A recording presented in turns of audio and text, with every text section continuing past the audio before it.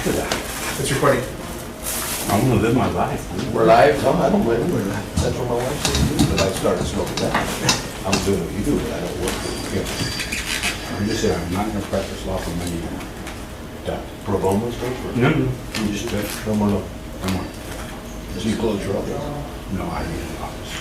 I have too much practice. If you'd like, you could call the meeting to order after you finish that bite, of course.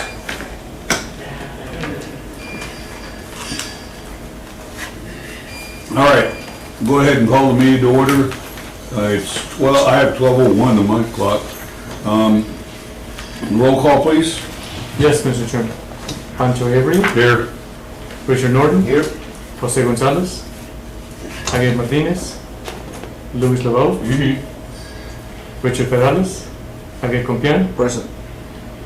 Guillermo Cavazos, Here. Osvaldo Lara. For the record, Mr. Chairman, you do have quorum. All right, first order of business, we're going to consider the minutes of the July 10th meeting. Except for that one, it says Lewis R. Norton. Seconded some. And I don't know if that was an insult to you or to me, I'm not sure. I think it was me. Other than that, Do I have a motion to accept the minutes? So moved, Mr. Chairman. second. I have a motion and a second to accept the minutes as presented from the July 10th meeting. Any discussion? All those in favor? Aye. Any opposed? Motion carries.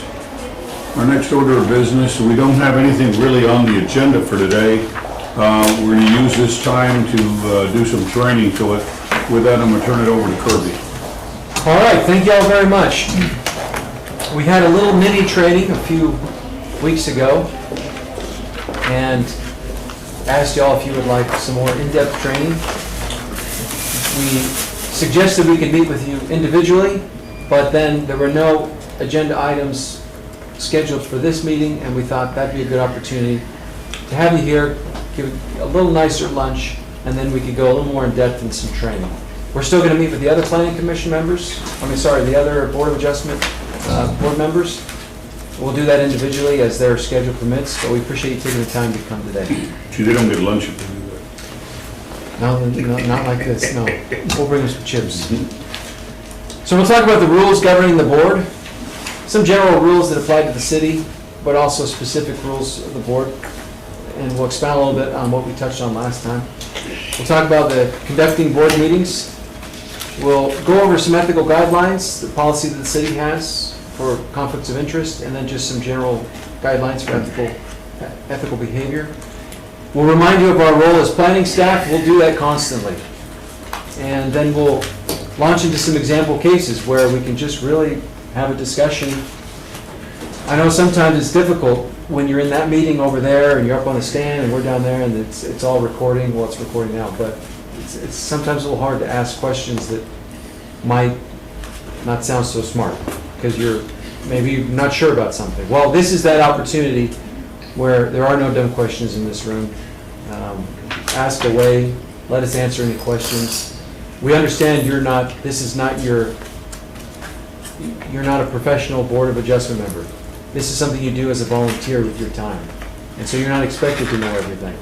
We want to be, as staff, we want to be a resource to you. And so hopefully this is the beginning of a relationship that we start that way where you feel very confident in coming to us with any questions or needed training. Okay, so let's talk about the general powers of cities. Generally, what cities do fall into three areas.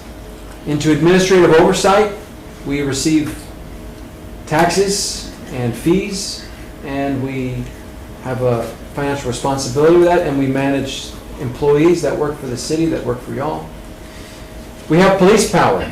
Now you'll hear about this a lot. It's not just the police, but it's the ability to manage and govern the health, safety, and welfare of citizens. Now you'll hear that phrase, I'm sure you've heard it before, the health, safety, and the general health, safety, and welfare of citizens. That allows us to have police, fire, code enforcement, do a lot of things for the city to ensure that those three categories are met. And then there's another broad category of power that cities have, and that is to plan and develop land. In fact, it's something very specific that cities have been given authority to plan for the future, not just be reactive with how development occurs. Where does that authority come from for cities?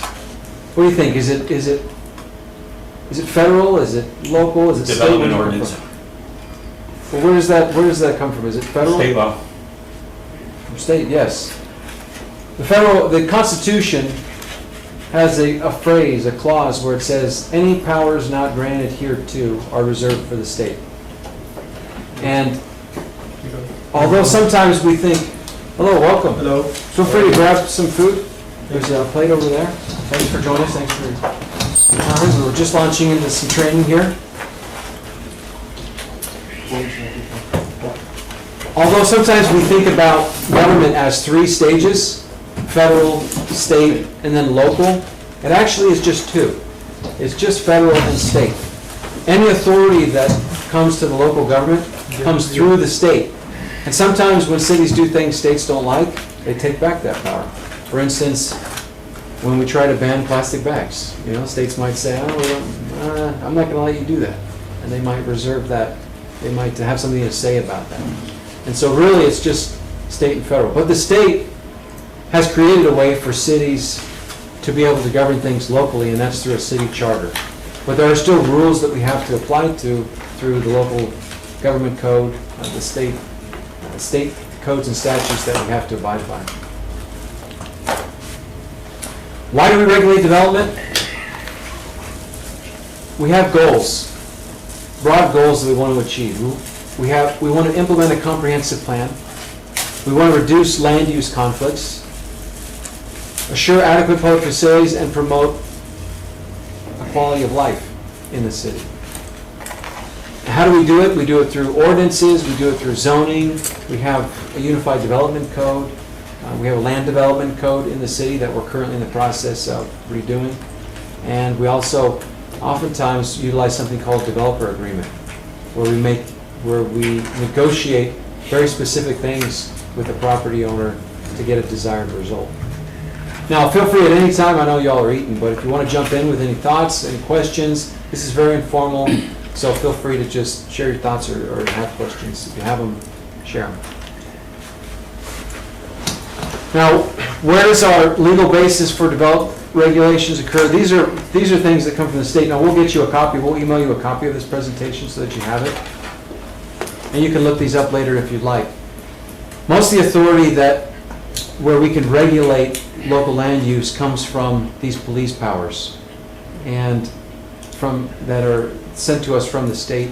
And the state local government code, chapter 211, 212, and 213 gives us power to zone, gives us power to subdivide property, and gives us power to plan. Tells us what we need to do to have a comprehensive plan and how we should be following it. And then outlines how our city ordinance and charter should be written. Now, there are limits to what we can regulate, to how we can regulate land development. And these are just some, maybe these don't specifically apply and come up with Board of Adjustment. These are just good rules to understand that there are limits.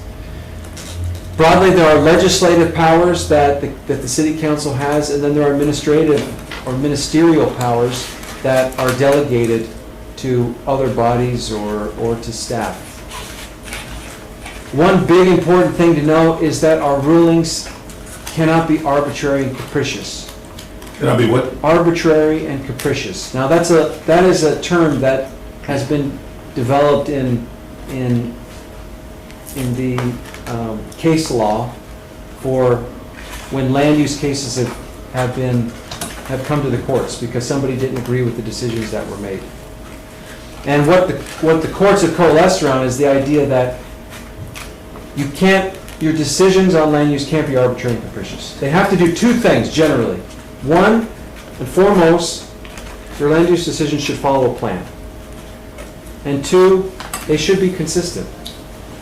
Now, those are broad ideas. If you've been doing something consistently wrong, you don't have to keep doing it wrong because you've done it wrong in the past. The bigger thing is that you should be following the plan. That your decision should be based on something. It shouldn't be, this guy comes in and you say, okay, and then this guy comes in, you say, nah, I don't like it. You need to be consistent, and you need to follow a plan with the decisions that you're making. And that goes for I all. laugh at you, Kurt, because you haven't spent enough time in Laredo. Well, maybe that there's some You have value. not needs to be spent enough changed. time in Laredo. Maybe there's a little value there with a different perspective. Yes. But I understand I've got a lot to learn. I appreciate that as well, about how things have been done. Yes, sir. Question. Board of Adjustments. You say, no, it can't be done. They don't have any alternative, but no, they can't go back to city council. No, correct. No, they do have an avenue. They can't, They can so, file suit. and we'll talk about that. That's my question. Actually, we're gonna cover that in just a second, but yeah, there is Okay. an avenue for them, and we'll get there. Some of these others, we won't go too much in depth, just in the interest of time, but there are limits on what the city can do. We can't eliminate any reasonable use of land. Once we do that, it's a taking. And then we either have to compensate that landowner, or it's not legal. We can't tell them to do something that takes away their reasonable use, any reasonable use of their land. There's a process we have to follow, that we have to stick to. And then there are some categories that have very protected rights. Religious institutions are one of those. Also, there's not a lot we can do limiting signage and for certain categories like religious institutions. So we have limits to how we can regulate land use. Now, there are three, when cities make decisions, when they make rulings, or three areas, we touched on this before, are legislative acts. That's generally decisions that are made by city council, where they get the ability to say, I think it should be this way, or I like it this way. Those are legislative decisions. When you say, I think I want it this way, or I think I like it this way, they actually set the way that it's gonna be done. They set the way. Okay. And that's done legislatively, and they can have their opinions in that, and they should have their opinions in that, and they don't have to justify them. They can say, I want it this way because I like it this way. They can make legislative decisions that way. That's I'm Laredo. gonna pay myself because I like to pay myself. But once they make those decisions, those that are enforcing them, or those that are carrying those out or administering them, that they delegate the authority to do that and are performing ministerial acts, have to follow. They can't ignore that. They can't say, oh, I don't like, let's try it a different way. No, what their job is to determine, okay, you've given us a rule, city council, you've legislatively given us a rule, now we have to determine if this person conforms to this rule or not. That's their job. That's planning commission's job for most of what they're doing, is trying to determine if what somebody's coming in for conforms to the rules. Now, when you say the rule or the law or that you keep referring to, that, in our mind, that would be the ordinance. Correct. Okay. Correct. And then, there are some decisions that a city can make, and this is where Board of Adjustment comes in, that are quasi-judicial. So you're actually making a judgment on a case.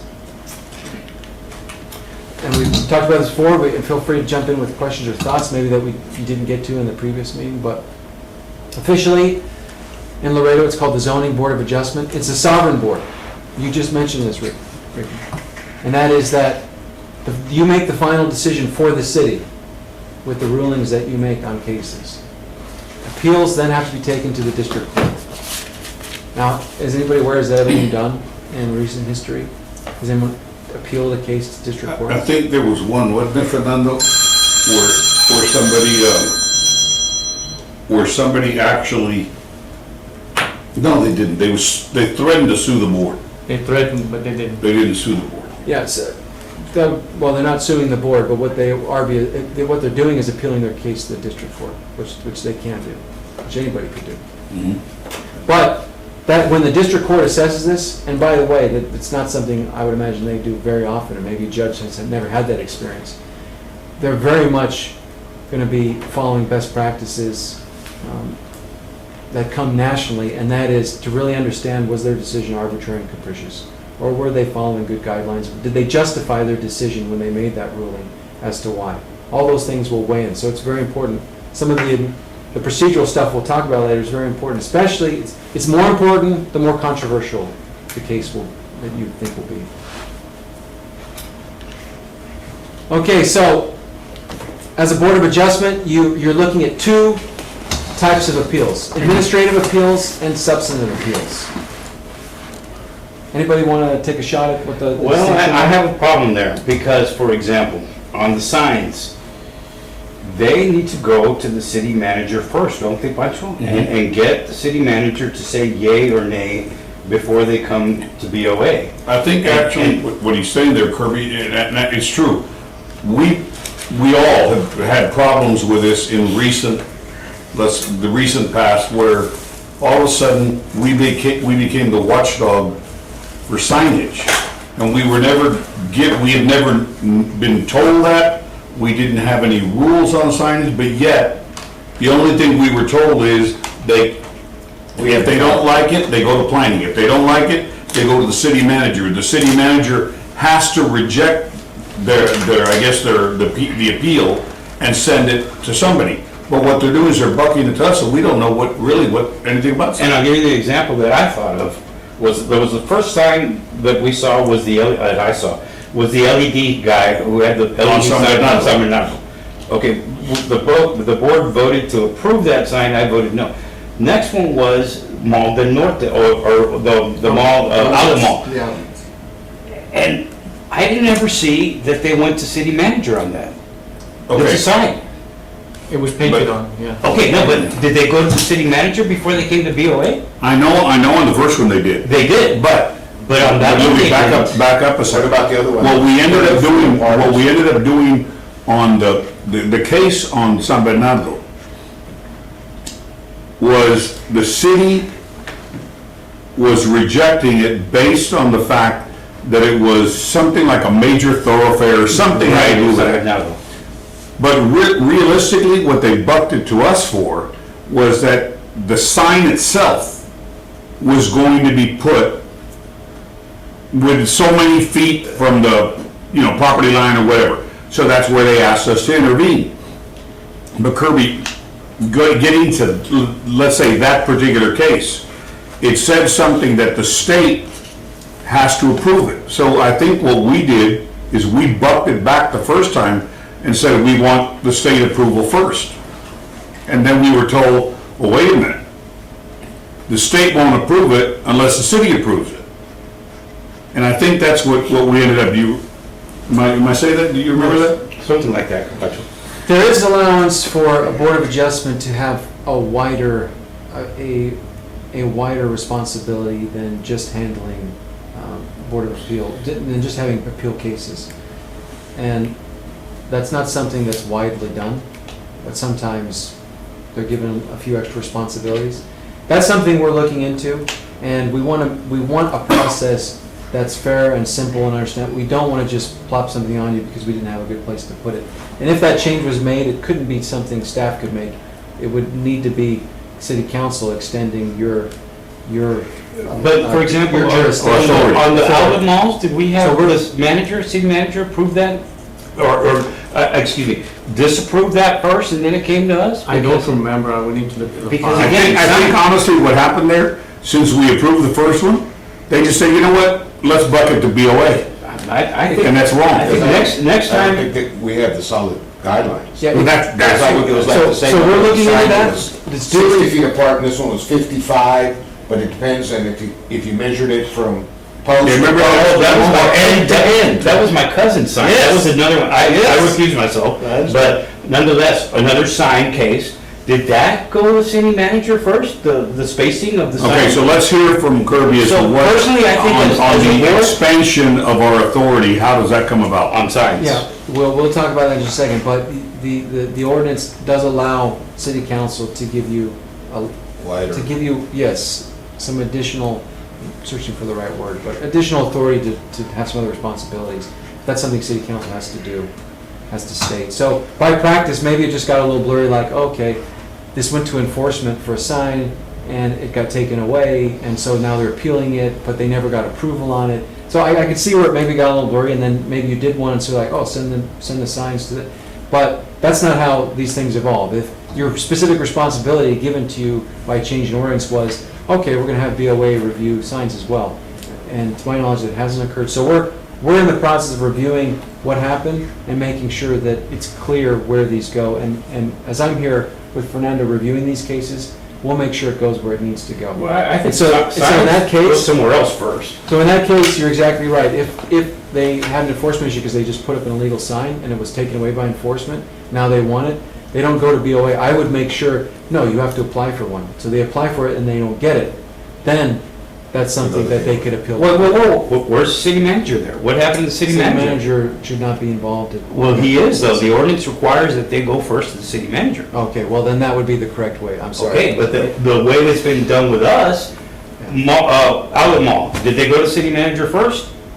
No. Signage has to go through the city manager? Yes. No, it Yes. has, That doesn't make sense. no. Yes. They go, and I don't know where they go, go ahead. May I just, in the interest of time, because we want to keep this to an hour, we are looking at this and we'll make sure it goes through the right process. I can give you that assurance, but if we could continue. We'd like to know what the process, not now, obviously, Yeah. but once you figure it out. We'll give you an update on that. Okay. Can you take a note for us, please, Rafa, that we will, at the next Board of Adjustment, But Kirby, we'll give you an update. but Kirby, on this. understanding, I'll cut it short, but understanding that what we need is, do we have that authority? Because we've never been told that we have that authority, other than. I don't think we do. Honestly, if there is not an appeal, if there's not an appeal from the city manager, we do not have authority. Okay, well, that's what I'm saying. He's gonna look I into don't it. care what Kirby says, no, we don't. Okay, just a minute, Louis. In other words, he's gonna look into it, and if we don't, you're gonna find out. If we are gonna be granted, we need to know how. We need to have it written out, We'll give okay? you an update on the Okay. next Board of Adjustment on this issue. So the purpose, so when appeals come, they come into two categories. It's either an administrative appeal and a substantive appeal. Administrative means we did something wrong, staff made a mistake, and that's why the appeal is occurring. Because they're arguing that we didn't review it properly, we didn't process the permit properly, something happened, there was an error on our end. Substantive appeal is they're debating, they're arguing that something is unique about their property where they deserve an exception. Okay, so let's talk about each of these. So an administrative appeal. This is from the ordinance. To hear and decide appeals where it is alleged that there is an error in any order, requirement, or zoning use, interpretation by the building official or other city officer. So an example of this, well, we'll get to examples. And then a substantive appeal is where we permitted the reconstruction of a damaged, non-conforming building, or sorry, where something's been destroyed and they want to rebuild it, destroyed because it's an act of God and they want to rebuild it, they could get an appeal to do that, even though it's not conform, even though rebuilding the building the same way it was before wouldn't comply with our new standards, they could come and get an appeal for that. Or they're asking for some variance of the setback, the height, the distance, or area requirements because there's something peculiar and unusual about their property. And if they had to follow the rules, it would create an undue hardship on them. So they're arguing either one of these two things under a substantive appeal. And this is the majority of what you see is that second one, where somebody's saying, I shouldn't have to follow the rules. Which one is, where you That's have a distance. minimum? That's the one that we run into 99.9. That's the distance. Well, the minimum, minimum lot area is where we've been Doesn't seeing a lot of cases, where people want to rebuild a house, but they're stuck with a lot that's smaller than We the, did that last time. yeah. So No, these, that's, So that would fall under this. so what these are, this is the actual wording in the ordinance, telling us when a legitimate variance should be given. Okay, so don't confuse that with what's been happening, and that is, somebody just says, oh, I hear the Board of Adjustment gives exceptions. You know, you just gotta go plead your case. Okay, hey guys, I really don't have a lot of money, and I started doing it the wrong way, and I'm really cash strapped, and I started building it, and then they gave me a stop work order. Can you let me keep doing it? I can't afford it. Okay, that is not anywhere in the rules. No, We'll that's get not, to that. that's not what I'm referring to. What I'm referring to is we've had people that come prior to building, and a few of them are with some, they're working with one of those agencies that, like Habitat, Yeah. where they have a lot that's smaller than what the ordinance allows. There's a minimum lot Right. size. So let's say the minimum lot size requirement is 3,000 square feet or 5,000 square feet for the smallest single family, that's just an example. And they're like at 4,090. Right. So they want an exception to the rule because We they're did so that- We did close. that last meeting. There was No, some. we have had that. Yeah. Yeah, we can talk about that. Okay, but also before you move on. Yeah, it was, the guy was off 50 feet or In something. other words, varying the building setback, height, distance, and area requirements in peculiar and unusual circumstances. To me, and this is what happens 99.9% of the time, they come in, they say, oh, well, I didn't know I needed a permit, and I already built this, and, the setback is 10 feet, and I'm, at 5 feet. Yeah. And that is where we run into the problem, but the enforcement side of it is where my issue is. Because we can deny them all day long, but if there's no teeth in the ordinance to where that guy is either gonna get a cloud on his title or have it removed, we're just spinning our wheels here. Can we note that to talk about that at the end? Because let's have that discussion about enforcement. I want to talk to you about how it works, how it should work, and Okay. what we're doing to improve it. All right, go ahead. But let me just say about the point you brought up, that you allowed a variance because someone was close but didn't meet the requirements. That is not good practice. What should happen is you could recognize that, yeah, maybe there should be some allowance. And what a lot of cities do is they say, they have like a 90% rule. If you're 90% there, then administration, city council creates an ordinance where they say if you're 90 or 95% there, then the planning director or the building director can review it and see if it meets these certain circumstances where no one's going to be harmed, then they can still apply, maybe they have there's some guidance there. What we shouldn't be doing is approving because you're close. I don't see those words in the ordinance, peculiar and unusual. But he's saying that This is right out of the we ordinance. need to get him one. Peculiar and unusual is in the Yeah, ordinance? this is a direct quote from the ordinance. Okay, go on. Okay, so let's get into a little bit more. Because what you're trying to determine is whether a hardship is created. So what's a hardship? A hardship is not personal, but it's based on the property. So a common example would be lots with steep slopes or irregular shaped lots. So somebody comes in with a lot that is shaped in such a way that they meet the air requirements, but if they were to build in a certain way, they wouldn't be able to fit the house on it. We've had that. Yeah, so they need an exception. And that's something that very much could be granted a variance with your determination. Personal circumstances, and we highlighted this before, such as personal finance should not be considered. So because somebody that shouldn't even enter into the equation. They'll obviously always bring that up, but those facts do not help their case, that they have a financial problem. It shouldn't be considered.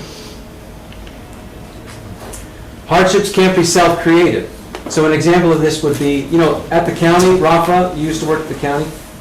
If you you have a property that you were telling me about in the Heights. Yeah. Could he take that property to the county and split it 4 ways, right down the middle of the house? Of course I could. Could he record the property any way he wants, the lines at the county? Well, they can, well, No, that's a technical question. They can, they'll record anything. And they'll record anything. So you could split up your lot into 20. But it doesn't make, No, no, but it no, doesn't no, make no, it no, legal. no. Remember, making one lot, 2 or more, is subdividing. Right. Subdividing, you need a plat, you need subdivision. No, approval. you're correct. That's with the city. Okay, However, county? county, you can record any If you lines. go to the county clerk and you take them a document, they won't, in other words, they're not gonna. Oh, yeah, yeah, they no, won't no, no, review no. it. The Yeah, you can only say- requirement for recording the document at the county clerk is it be acknowledged. There you go. Right. That's And It could say So- anything, it could say Pancho is a girl, and it's acknowledged and they'll record it. Whoa. No, That's because he's wearing a pink shirt. This will be one of the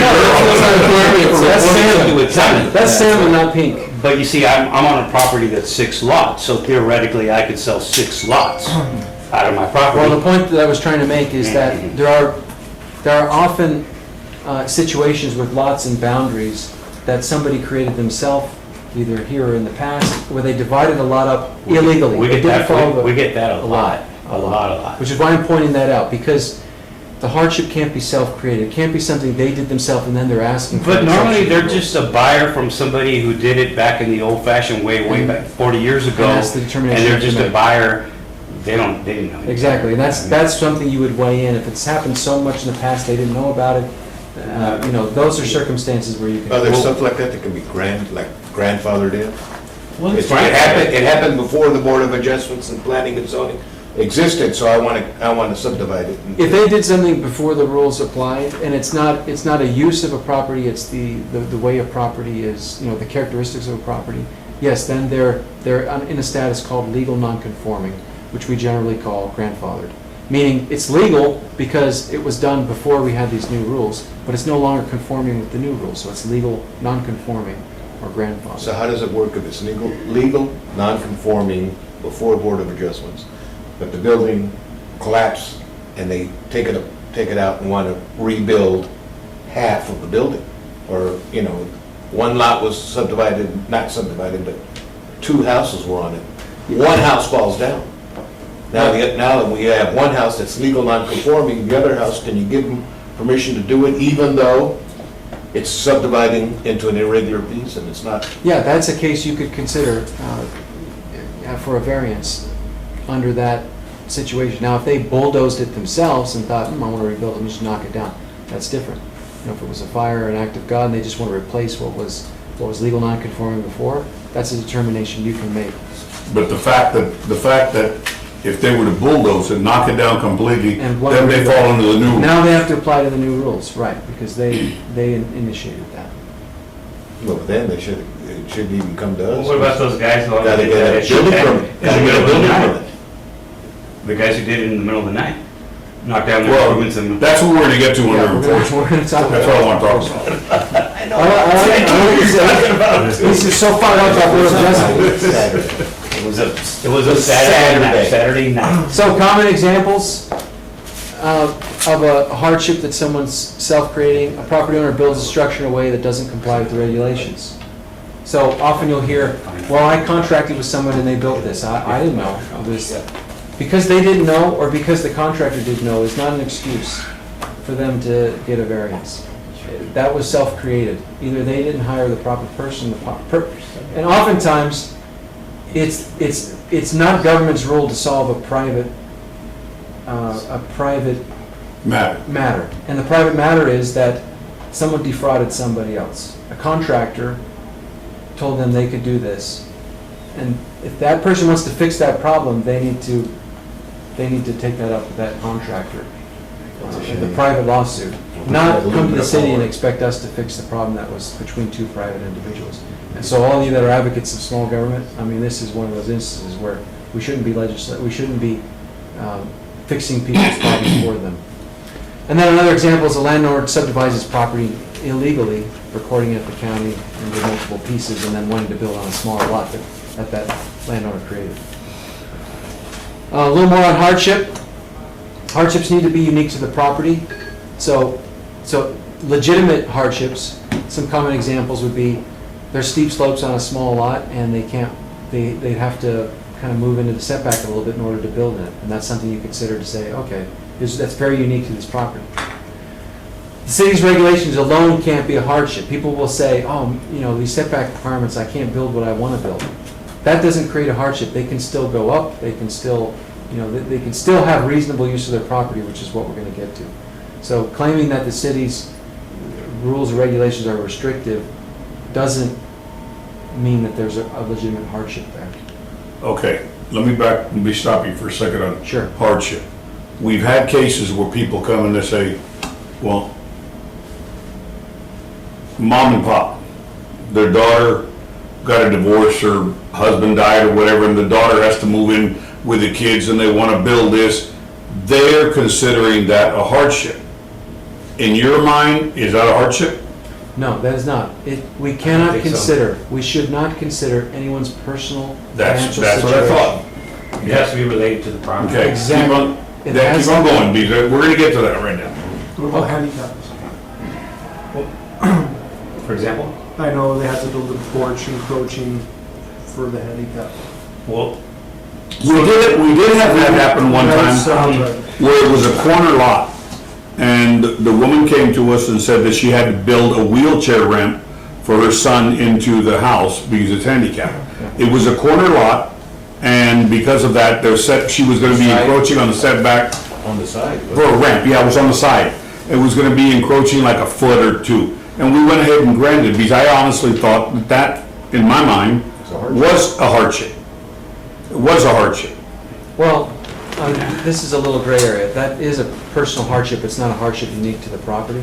But we'd have to review our ordinances. I know there are exceptions that we give when, to be ADA compliant.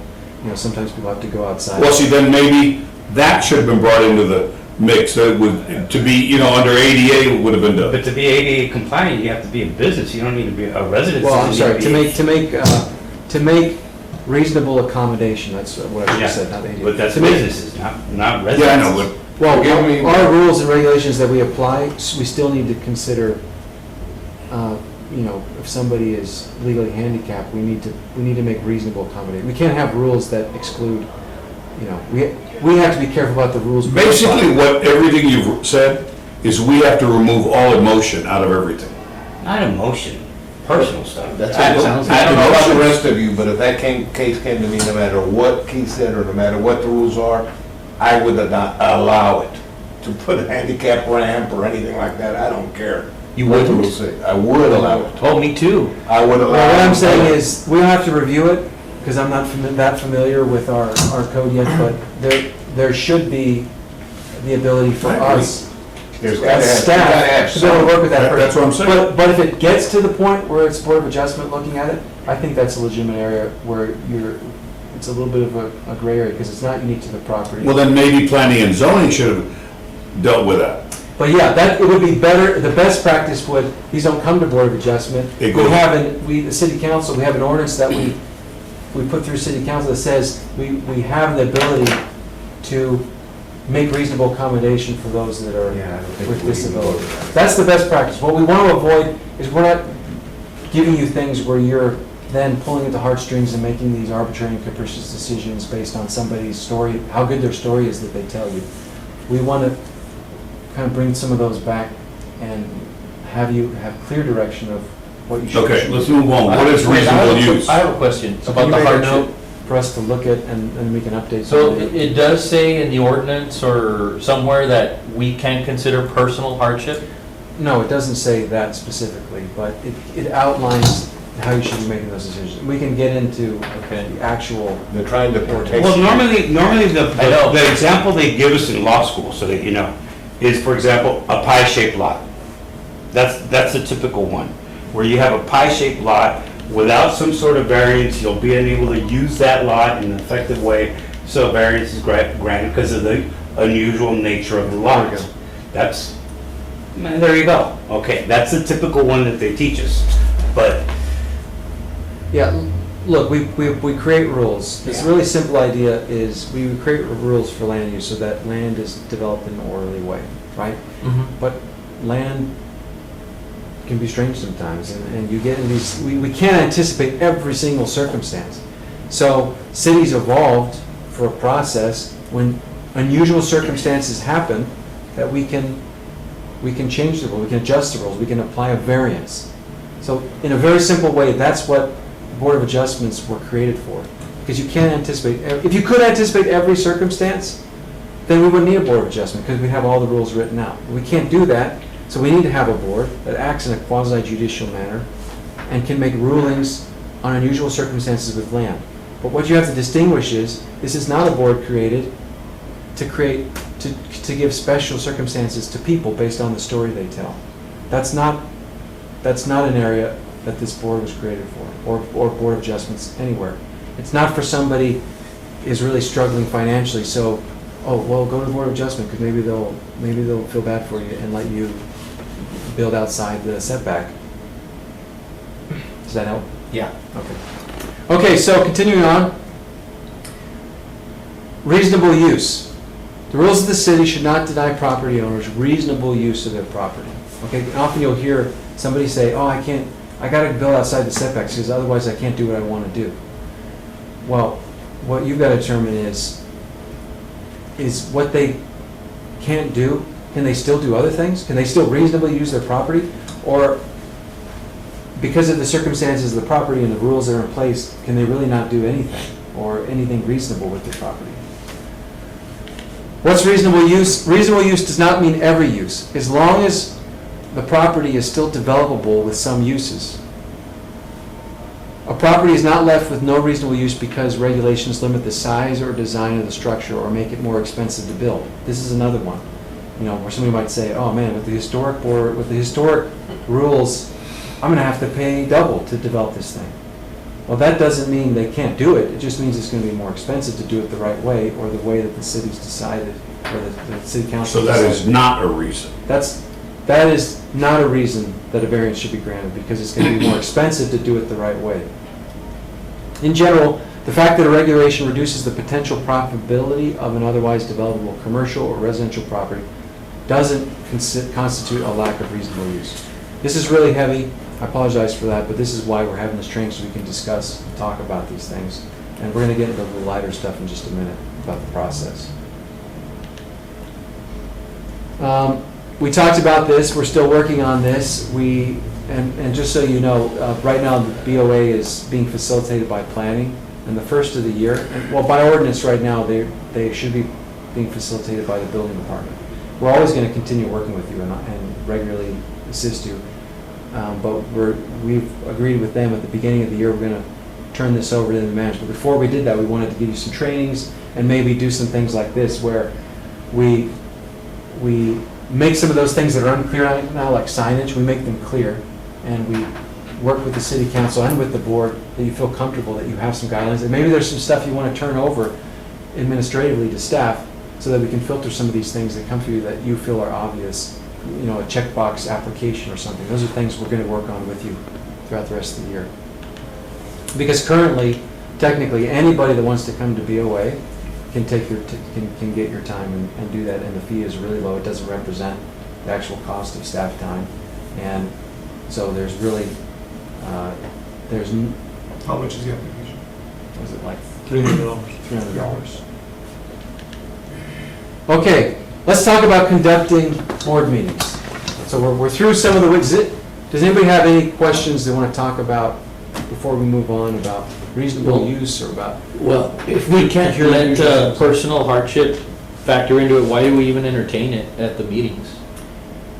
Well, I mean. Well, I think, Don't wanna be honestly, rude, I think guess, that's what we need to get, because if we get clear guidelines on what we cannot do, should not do, then we'll know what we can do. But you're not gonna do that. You're not gonna deny the person the right to get Yeah, up there they're and talking. speak their piece. I mean, you let them say what they want, but the factors that you consider don't necessarily. Well, then, go ahead, We're Mark. going to talk about that right now, Right. because now we're talking Well, about how are we yeah. conducting meetings. For anybody. That makes our presentation. But you're not gonna cut them off and say, oh, we can't listen to that, that's personal, Right. No, let them You don't wanna do let them that. say what they want. How about you can increase the price so that not everybody's gonna do it for $1,000, and gonna say, oh, shit, I'm not gonna. But there's two things we Roll could the do. dice. We could, I wouldn't say increase the price. We have the cost reflect the true cost of staff time and processing that. But we could also make, I mean, essentially. You're talking about, we're not gonna increase tax, we're just gonna increase the value. But then we also allow a program where those that can't afford still have a way to get in, because we don't want to make it prohibitive for those that can't afford. Okay, so the presentation is made, we give you the information about, here's this case that's brought before you. Now the applicant is able to make their case. As board members, what we would ask is, you don't want to be argumentative with that person. When that applicant's up, it's an opportunity to ask questions, to gather information. So it's not really about debating and having an exchange, and you don't need to inform them on the rules, and you don't need to tell them anything. That is just an opportunity for you to ask questions to get information. Now, they're going to be sharing information themselves, but be mindful that what you're gathering is evidence and not opinion. And also be mindful that, sure, they're going to tell you their sad story, but no matter how sad it is, those aren't things you should be considering. What you should be considering and trying to find out with your question is there something, are you saying that staff messed this up? So staff approved you to build in the setback, and then that's why you did. Okay, so you're saying staff made a mistake. How did staff make a mistake? Did they send that in email? Do you have that email? Can you show me where staff said that? Oh, no, they just told me. Okay, on what day did they tell you? Do you have any documentation that says this is what staff told you could do? Because you've heard that before. Staff said, Kirby, I think from that aspect, we're good, because this board Good job. does ask the questions, Good. and I don't think we form opinions while we're asking the questions until we close it, and then we make a decision. Good. Can you go back one slide? Sure. Some of those questions, though, they're pretty pointed, and the way they're gonna, Well, but you have to ask the you have to question. ask the questions. I mean, the question itself indicates you're leaving. I mean, did you not get a work permit before you started these Well, yeah, construction? in other words, but, Okay. but in other words, if you're asking, did you get one, whether you're leaning or not in that aspect, yeah. you're gathering the information. Okay, go ahead, keep on. Well, I was just gonna make a point on where it says staff makes their presentation. The staff always does a great job, but maybe if up front, they come out with their reasoning why they, we have it written down, but maybe a little more of an explanation verbally, because sometimes they have to come back after the fact that. To be honest with you, we asked for that a few years ago, where staff would come in and basically say, okay, we went to the site, we saw this, it was, we issued a work stoppage, we do not recommend that, we asked for that. And we still don't get it perfect. Because I'd rather hear an explanation from the Yes, professionals right. than the homeowner. Okay, And that way they're not on the this is defensive very either. good.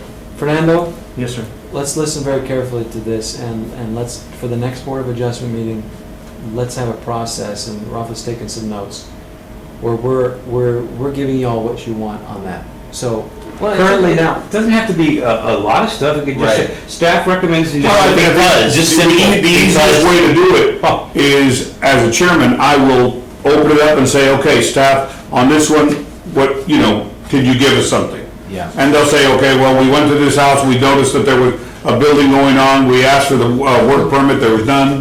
let me apologize, because I've been, I know I've been a couple times to BOA, but I've been to a lot of meetings. So what currently happens is, Fernando gets up and he explains the situation, but he doesn't tell you what our recommendation is. No, we don't get an No, explanation. the recommendation first from the homeowner is what we hear. So they're homeowner comes on the in. defensive, which is I see. not good for them. So how would you like it to occur? Would you like first for staff to get up and staff to review Well- the property and review the situation? No, I just, What do you want, Ricky? I disagree with you.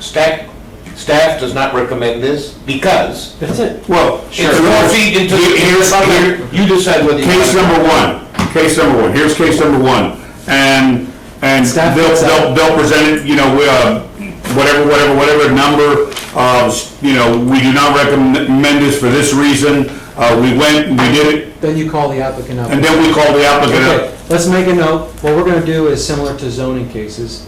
We're going to come up and give a brief presentation. Here's the Brief, property. 30 seconds. Here's the A location, minute. here's the situation as we see it, and here's our recommendation that you do not grant a variance. I mean, some of them will be a little bit different. I remember one a few years ago where, what was the guy's name, Fernando, the guy, the inspector, the one that always wears a little cap, whatever. But anyway, he said, I drove by on Edgar Orozco. a Thursday, and I stopped the work. He issued a work stoppage.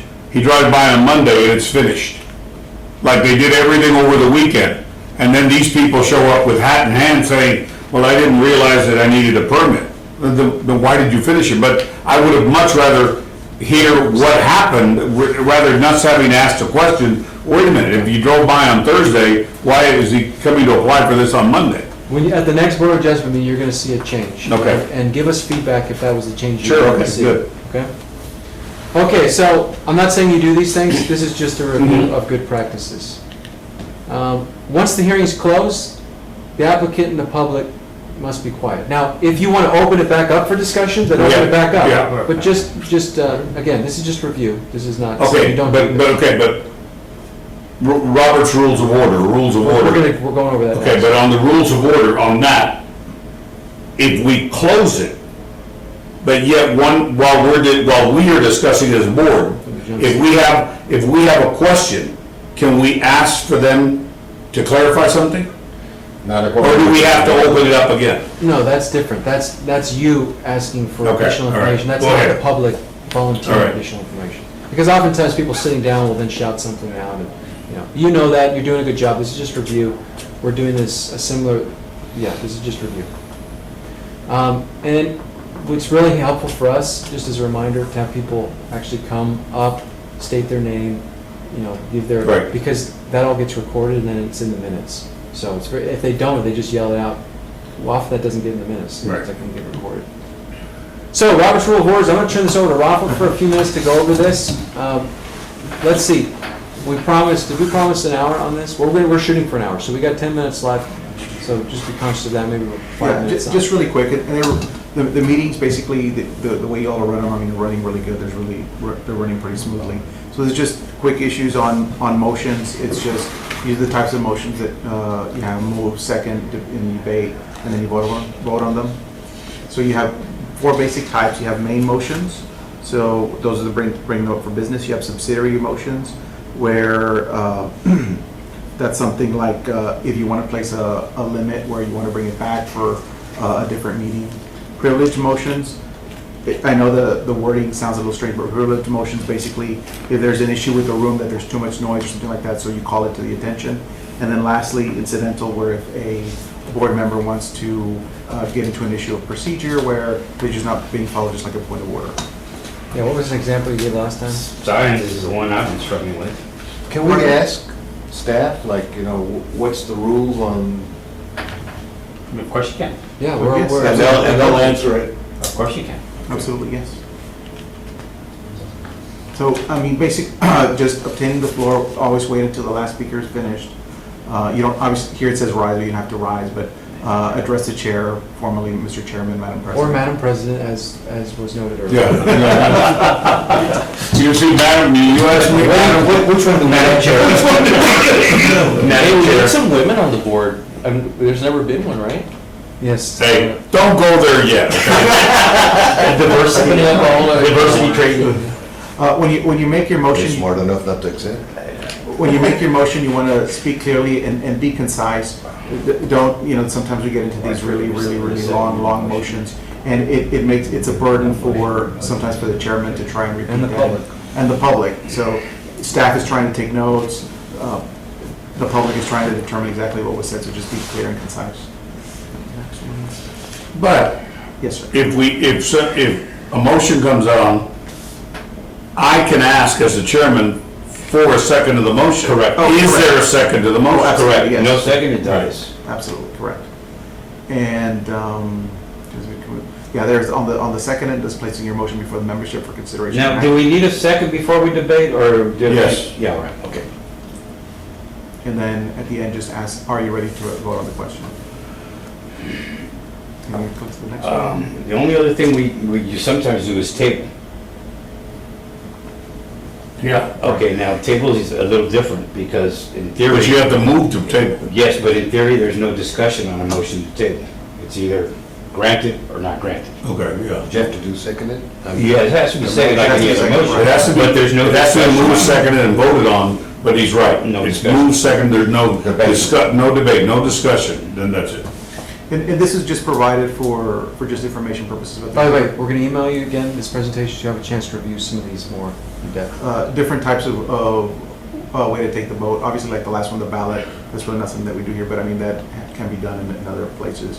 Or what they call for the roll call, the yes or no, so on and so forth. The general consent, if you feel something's going to be unanimous, like when you're adjourning, you don't have to take a vote. You can say, if there is no objection, I move that we adjourn. I can't move.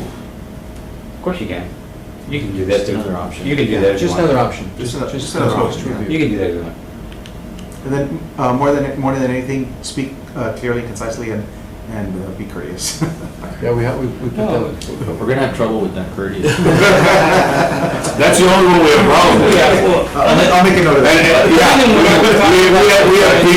we have people that have retired, recently retired. From law. From law. Okay, so And what's worse than a retired person in law? here's a handout on Person national in. guidelines. This is the city's adopted policy, adopted code of ethics. Shakespeare. So what you'll find in here it's really short, but on the third page, this just stipulates, oh, sorry. Sorry about that. You look like staff for a second. What it stipulates is when you can determine whether there's a conflict of interest or not. We're not gonna go through this, you have it, just read through it, it's a good refresher, take it. Well, there's some weird rules in our stuff about this. I pointed out to you. But the other thing I wanna say about ethics is, You know, we're not allowed to recuse ourselves. well, I wasn't aware of that, why is that? Yeah. I don't know. He can't not abstain from a vote. He can say, look, I'm I not have a conflict. Oh, you have to, okay. You have to be That's the law. conflicted out, but if not, you have to vote. Okay. So if it's a friend, you have to vote? Unless you have a conflict of interest, which Financial. means you have a financial, There's nothing- pecuniary, that's all. or other interest in the outcome, you have to vote. Okay. Yeah. It's kind of a weird rule, but. Okay, so, the other thing I want to say about this, and this may or may not apply to a Board of Adjustment, but the staff, we want to be your resource. And information you're gathering on any of these cases, that information should come from staff. Somebody coming to give you information individually, that would not be an appropriate path for you to get information. Or, Including the person that Should we be appointed you? gathering the Well, information at all? wait, but wait a second. well, what I'm saying. But honestly, Kirby, we do ask staff to give us, because we want to hear it from staff. In other words, yes, the person comes up and says this and that or whatever, but we want to hear it from staff. I'm sorry, I'm speaking outside of the meeting. Okay. If someone were to know that they're getting you a Board of Adjustment case, so they wanted to talk to you about it, outside of the meeting, Somebody calls that up would and be, say, hey, help me that out. would be unethical, that would not be. No, and you're I'm right. sure everybody's aware of that, all this is a review. Sometimes it gets a little more complicated with Planning Commission and some other boards, because, your business is very specific to that case. I know some of us at times have been Sometimes- approached in social conversation by people or by even council members. Exactly, and appointed you. if somebody has information to share with you regarding a case here, the appropriate response should be, please give that information to staff, and staff will give it to all the board Right. members. Should we be researching items on our own separately No. before a meeting? No. I think that's not proper either. You're correct. Your expectation, our expectation on you is that you come to these meetings. Stupid. Well, I don't have it. Then read. But No, that's but you right. come prepared to act fairly, honestly, openly, and for everyone.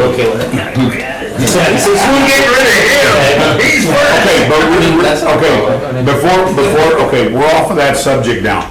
We really need to spend 5 minutes on the enforcement part of this thing. We will. Well, Come on, Kirby. what we're gonna do, I'm just gonna ask you to go a few minutes longer here, and Okay, that's those that have to leave, but we're not leaving, I'm I worried know, about okay, your time. go ahead, keep on going. Okay, but if you have to go, I understand. Just want to reiterate, and we'll share this again and again, that what we are committed to, and that is being unbiased, unpolitical, and based on best practices. My goal, not my goal, my promise is that no one is going to influence my decision. My decision we made because I think it's in the best scenario for the city. Unbiased, unpolitical. Who's the guy holding the flag? That's Jesus. About a month ago, he became a citizen, so we had a little celebration. And is that Rosa, the lady with the striped shirt? Is that her name? Rosa? Alejandrina. Oh, Ale, yeah, that's Ale, She- Sanchez, Ricardo's ex-wife, right? Yes. Yeah, okay. She's an engineer, right? She's an architect. Okay, we have a few example cases we want to go through, and we had a lot of good discussion already, so this went a little longer. Tell me what your time. I'm okay with it. Okay. How much more time? Do you have 10 minutes? Do you have 20 minutes? I have another. He's probably gonna have to leave a little bit. Okay. Thank you very much. He's too excited by it. If you have to leave, I understand. Yeah, I got 10 more minutes. I'm okay, I got time. So let's take a few minutes to discuss the issue of enforcement, and then we'll launch into, we'll take one of these cases that you think the most appropriate. Fernando will run us through it, and then we can get some more questions. Okay. So, enforcement. This is challenging. It is very challenging. I can tell you from my experience working with several cities and They're coming here. and working in, enforcement in particular. We're definitely not the Gestapo, okay? We're not breaking down people's doors to get compliance, especially not on some of these things that are very, so where does that put us? I know it puts you in a difficult situation. You think, well, what does it really matter? Is the city really gonna make them take this thing down? That's exactly what he's asking. So what you have to separate Well, is, I got a big one of those. what you have to separate is the right way to proceed and the reality of how things will proceed.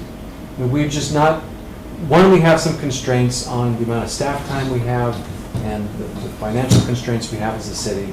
We don't have staff just roaming around the city looking for non-compliance. Now, sometimes we come across them because we're in that area and we just happen to see it, and if we see it, well, we shouldn't ignore it. But we don't have, some cities do, it's rare, but most cities don't have zoning enforcement that's just taking canvassing, looking for issues. When we see it, we recognize it, but then it starts this process of, well, how do we actually get compliance? So we tell the person they can't do this. Let's say they built something they shouldn't have. Okay, there's a stop work order and they actually need to take it down.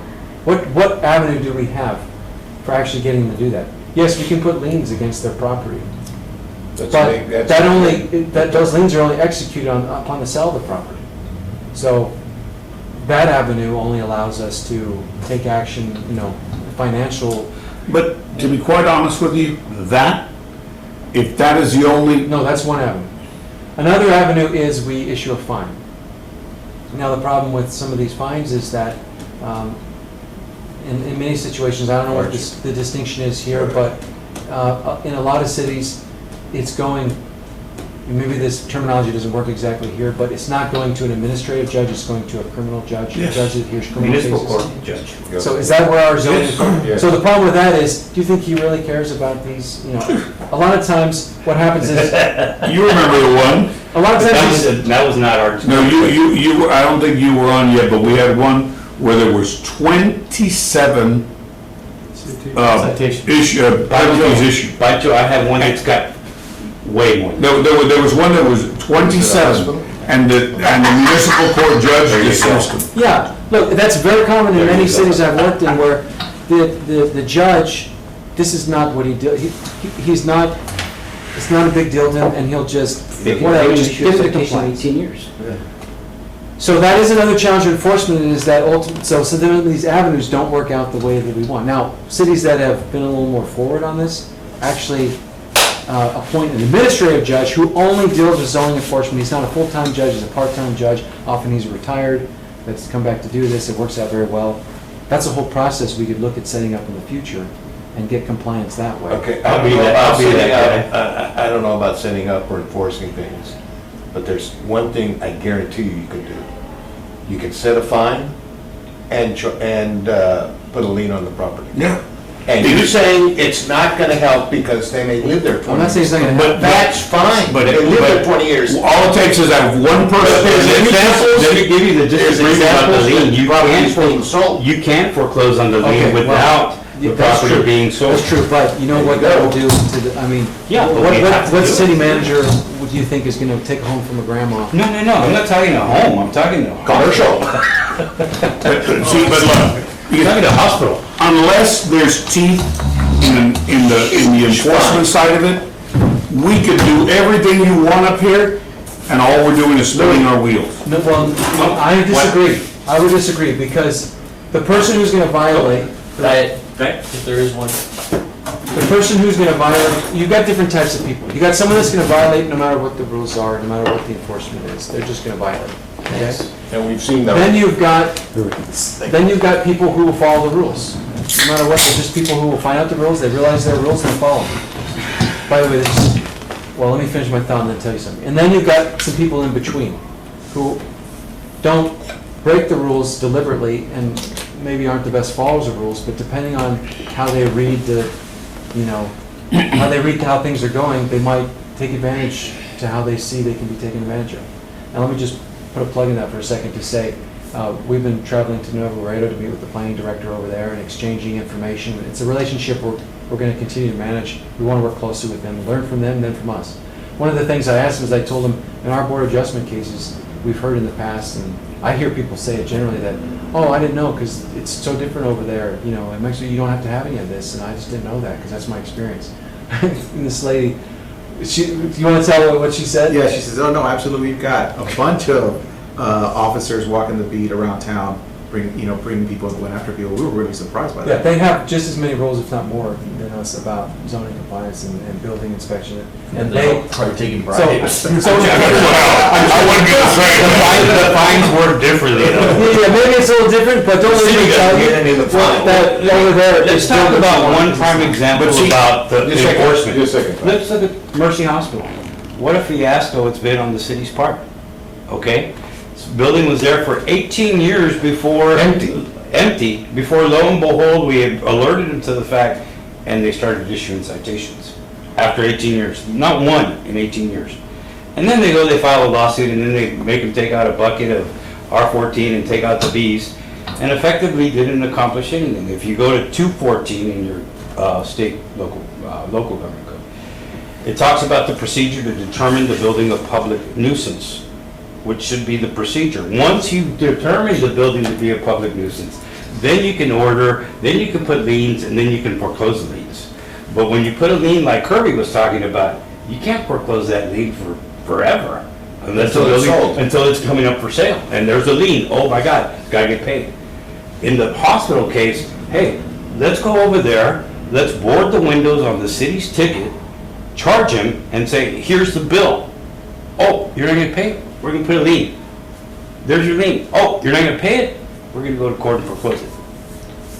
But you know what? Okay, Nobody's can I got correct the your guts to do anything about it at the city. Well, see, that's another issue. There is some political capital has to be spent for some of these big things. But back to your point, does it really matter what we're doing? We're just spinning our wheels? No, because when you're clear about the need to follow the rules, you get greater compliance by the general population. When the word on the street is, which I've heard just talking to citizens, oh yeah, and even it's gotten to the point where even staff recommend, or oh, you don't like, oh, it's not going to work for you. Well, just go to Board of Adjustment then.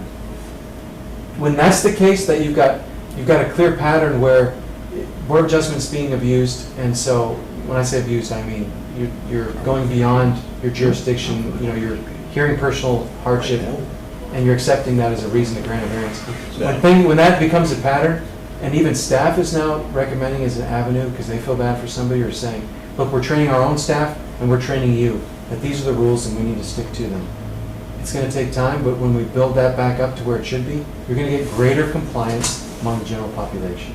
Then what you're left with is those people that are going to not comply no matter what, or the legitimate issues where they need a variance, because there is something peculiar and unusual. But the only way it affects people in Laredo is if it hurts their pocketbook. I'm sorry, because I honestly trust this board. I think we have been better than a lot of people before us, and I sat on it I for a think they're while. doing a great job. And what's happened is before they were pretty much rubber stamping everything. We take a lot of things into consideration. Yes, we do. In other words, I didn't realize until you brought it up, personal hardship is not one. Fine, we were doing some personal hardship. But if there's an avenue that they can take for personal hardship, and we can say, you know what, before it gets to us, they should be going down this road rather than coming over here, that would be better, so that way we only deal with the true ones. But having said that, we have a lot of them, right, Fernando, a lot of them that come in with hat in hand saying, I'm sorry, I didn't realize I needed a permit. Now, yes, it's personal at that point, but they're doing it. Are we gonna leave somebody out? I don't know now. But if they knew that we are going to put a lien on their property, or I always thought, was there a way that you can put a cloud on their title? Because the next person that's gonna come by that is gonna say, whoa, wait a minute, I'm not gonna buy that if there's a cloud on the title because you built on this when you shouldn't have, and they ordered demolition.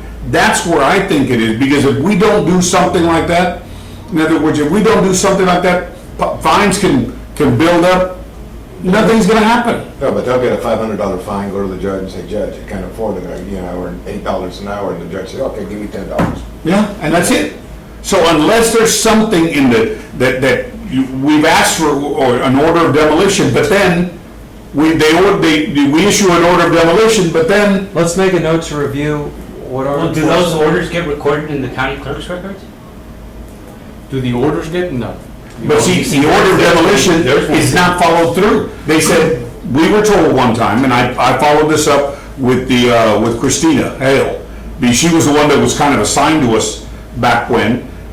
In other words, then the city has got to take it to a district court, and the court has got to do something about it. Well, nothing's being done. Nobody's gonna take it to this record. But we gotta I'd like to record make a those note. orders on the properties. I'm gonna take a note, Rafa, if you mind, please, that we will review what our current enforcement is and look into that and give you a good update of here's where we're really at. Please, And if you because, have suggestions, then we can use that as a starting point for conversation of maybe doing a better job at enforcement.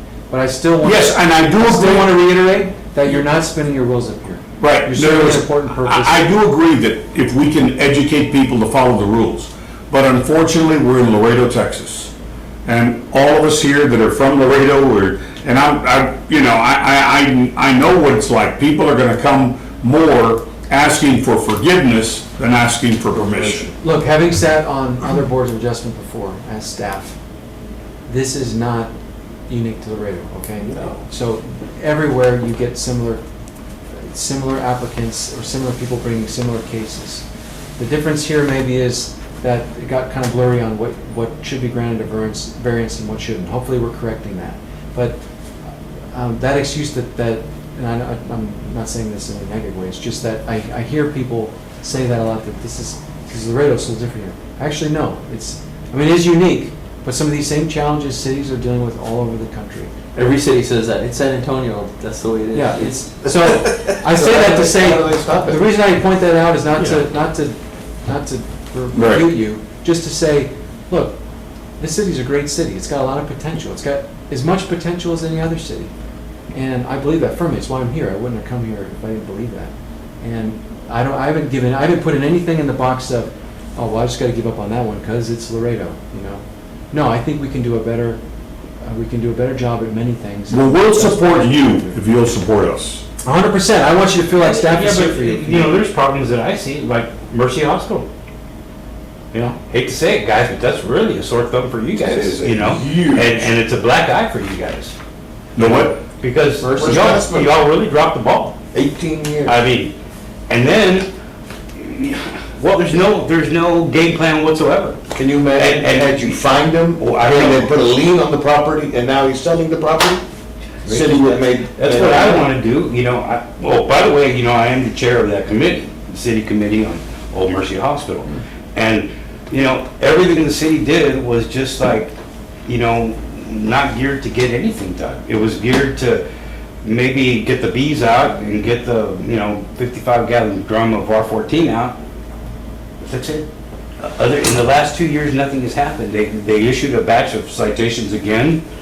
They paid a fine and got rid of them. There is and some that was it. update on the progress. Yeah, A there's- few small things, but you're right. It is- Okay, but getting back to us here, in other words, what I think that we need, obviously, and Kirby, I totally compliment you on what you're doing with us.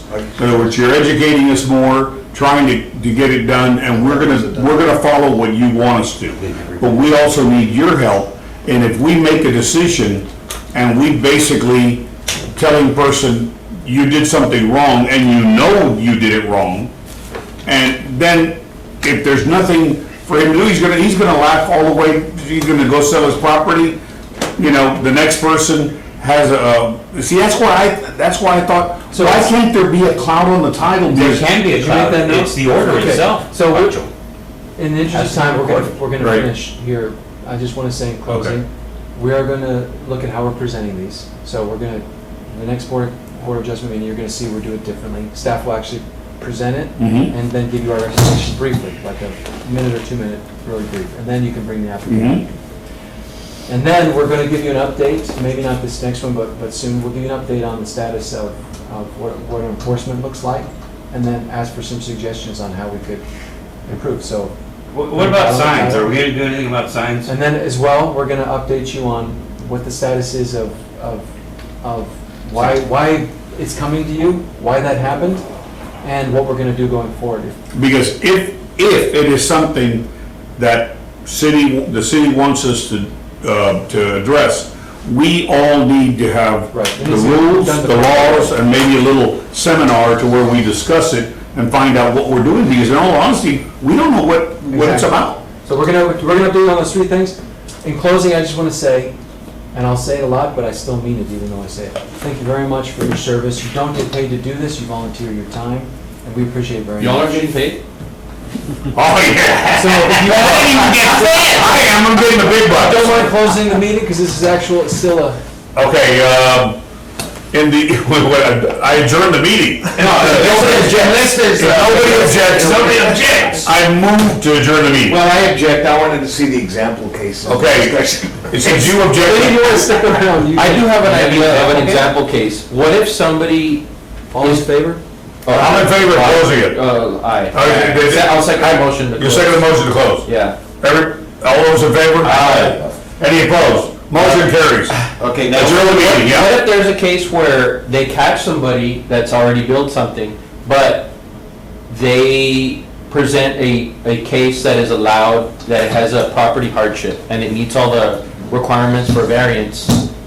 We just grant the variance, even though they've, With the condition that they would then pay, you know, pay the Okay, the good. fine. All right. And the permit fees. Yeah. some sort of fee or something. Yeah. Now, Okay. real quickly, refresh my memory, but this board cannot conditionally approve something. Yeah, I've asked that question so many times. That and I was told that we cannot conditionally. Yes or no? Like, we'll allow you, if the side of 5 feet, if you remove the back of whatever. Can we write that down as another review? Let me review that I was told at the very beginning, there's no. We're gonna review that to be sure, but what you could always do is say, That question in a last situation time. like this, is you could say, Table. yeah, you would need to pay the appropriate fees and fines and come back, and then we could consider this. And it looks like you do meet the requirements of a variance. So go back and take care of that, come back and we can. Well, I don't know, you'd say like that. You'd say that you have the right to apply for it. If you go back, pay the fine, pay the fee, and come back, we'll consider it. I think we did that one time. Yeah, we Yes. did, Couple right? months ago. That was Did we allow them to say, yeah, it's okay, but We tabled it. do it the right way and then come back? Yeah, we did that. Very educational. Thank you. Thanks for your time and input. We are trying to get everything. Work with us. World Trade Center, it wouldn't hurt. It fell through.